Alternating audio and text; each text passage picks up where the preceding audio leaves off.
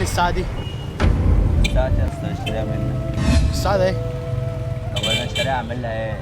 بص والله غاليه، بس انا ببيعها عشان بس الظروف يعني. طب ماشي، انا مش معايا فلوس اشتريها. هي بص، هي سعرها الحقيقي 3000 جنيه.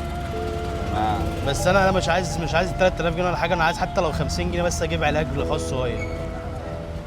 بس انا مش محتاجها يعني، مش عايزها. ما انا المشكله ان انا مش معايا فلوس ان انا اجيب علاج لاخويا النهارده يعني.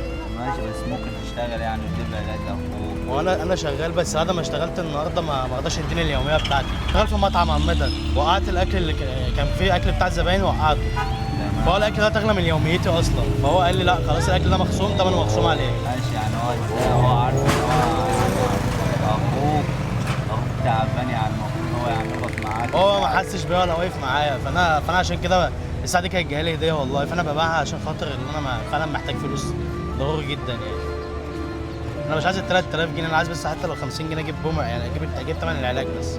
عايز 50 جنيه؟ اه لو 50 جنيه بس اجيب ثمن العلاج بس. ماشي، بس انا معيش الا 50 جنيه وانت قلت 8000 جنيه. انا مش هبقى عادي، انا كده كده مسامح فيها يعني. يا عم خدها هات. انت سامحني؟ اه يا اسطى. مفيش اي حاجه. مش اي حاجه، بس انت بتقول لي بس خد الساعه يا عم معاك، وانا مش عايز اي حاجه عشان لا انا بص، انا عشان ما ابقاش جاي عليك برضه، عشان انت بتقول لا معكش يا الا عم. 50 جنيه. لا يا عم، انا مش جاي عليك ولا اي حاجه، خلي الساعه معاك وال 50 جنيه معاك. انت لا امسك بس الساعه، انا كده كده مش لا محتاجها يا يعني. عم، مش لا. محتاج.